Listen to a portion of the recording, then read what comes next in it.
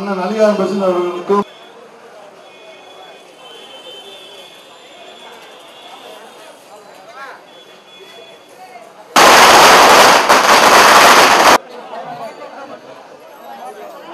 తమిళనాడు తెలుగు యువ శక్తి సార్బాగ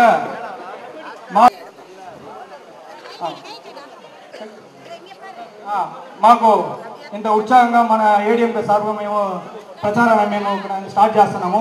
ఇక్కడ నుంచి మేము తమిళనాడు ఫుల్గా మేము ఇక్కడ స్టార్ట్ చేసి మన ఏడీఎంకేకి ఓటేయమని చెప్పి ఎండాకులు గుర్తుకు వేయమని చెప్పి ఈ ఎంపీ ఇక్కడ నుండి స్టార్ట్ చెప్పి మేము తమిళనాడు యువ శక్తి సార్గా మేము మాట్లాడుతున్నాము. అన్న జగదీష్ రెడ్డి అవர்கள் ఇంకెందుకు தொடர்ந்து கொண்டிருக்கிறாరు. మన ఇక్కడ విచ్చేసిన మా తెలుగు మిత్రులకు మహిళలకు శతకోటి వందనాలు చేస్తున్నాను. ఈరోజు మనమందరం తెలపవలసిన బాధ్యత గురించి మీ అందరికీ తెలియజేస్తున్నాను. ఇది మన బాధ్యత. తమిళనాడు రాష్ట్రంలో 40% తెలుగు ప్రజలు ఉన్నారు. ఇక్కడ విచ్చేసిన మా తెలుగు మిత్రులకు మహిళలకు శతకోటి వందనాలు చేస్తున్నాను. ఈరోజు మనమందరం తెలపవలసిన బాధ్యత గురించి మీ అందరికీ తెలియజేస్తున్నాను. ఇది మన బాధ్యత. తమిళనాడు రాష్ట్రంలో 40% తెలుగు ప్రజలు ఉన్నారు.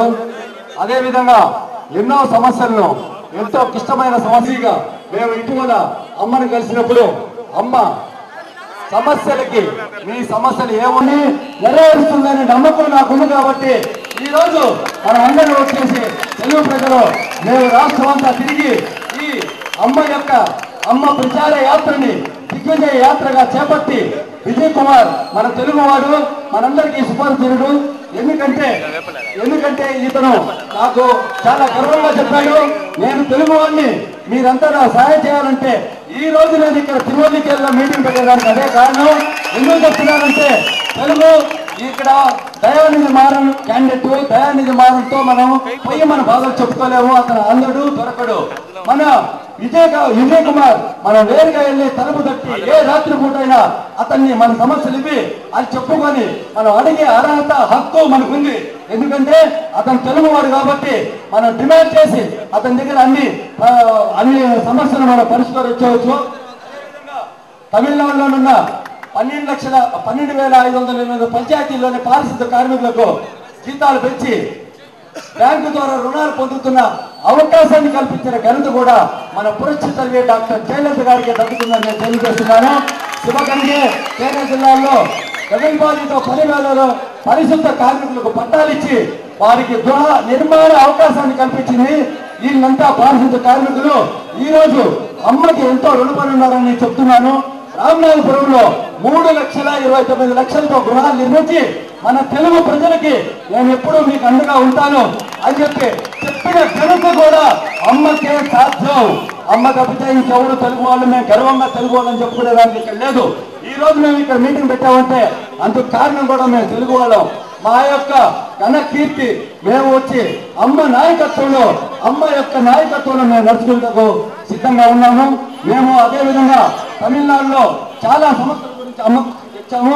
వాటి వెంటనే పక్కన నాకు గతంలో 10 మంది ముఖ్యమంత్రులతో నా పరిచయం ఉన్నప్పటికీ నేను వెళ్ళి ఒక సమస్యని అమ్మకు చెప్తే పక్కన ఐఏఎస్ ఆఫీసర్లు అందరినీ కూర్చోబెట్టి ఏంటి ఇది మనం ఎందుకు చేయకూడదు అని వెంటనే సమస్యకి పరిష్కారం అమ్మకే సాధ్యం, ఎవరికి సాధ్యం లేదు. గత 40 సంవత్సరాలుగా రాజకీయ జీవితంలో నేను చూసింది ఇటువంటి నాయకురాలు నేను చూడలేదు. కాబట్టి ఈ రోజు ఆమె నాయకత్వంలో నేను పనిచేసేదానికి ఇక్కడికి వచ్చాను. ఇది ఏమన్నా ఎందుకంటే ఆమె తప్పితే ఈ దేశానికి ఎవరు దిక్కు లేరు. గతంలో పివి నరసింహారావు గారు ప్రధానమంత్రిగా ఉండగా ఈ దేశం అన్ని రంగాల్లో అభివృద్ధి చెందింది. దక్షిణాది రాష్ట్రాలకు చెందిన ప్రజల చేతే భారతదేశం డెవలప్ అయింది. భారతదేశం ఎప్పుడు కూడా డెవలప్ అయింది. ఉత్తరాది భారతదేశం వారి వల్ల మనం తెలుగు తమిళ అంతా ఒక సహోదర భావంతో ఈ రోజు నుండి ఇక్కడ అమ్మకు మద్దతు తెలుపుతున్నామంటే ఇది మన గర్వకారణం. ఇక్కడ విచ్చేసిన అందరికీ తిరువల్లికేలి రాజేంద్ర, రమణారెడ్డి, రామప్రసాద్ మరియు కమల్ మా యువ మిత్రులు.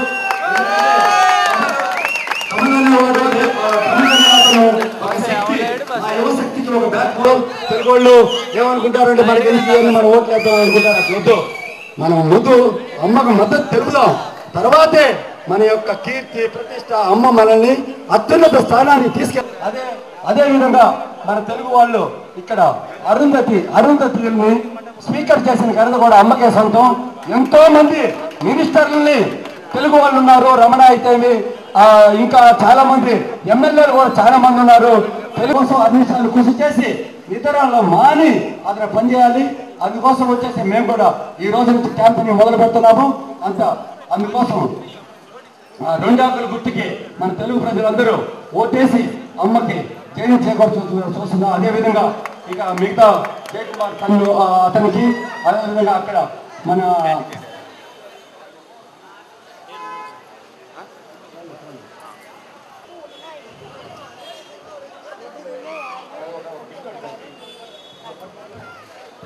ఈనాటి మీ అందరి బాధ్యతగా నేను చెప్తున్నాను.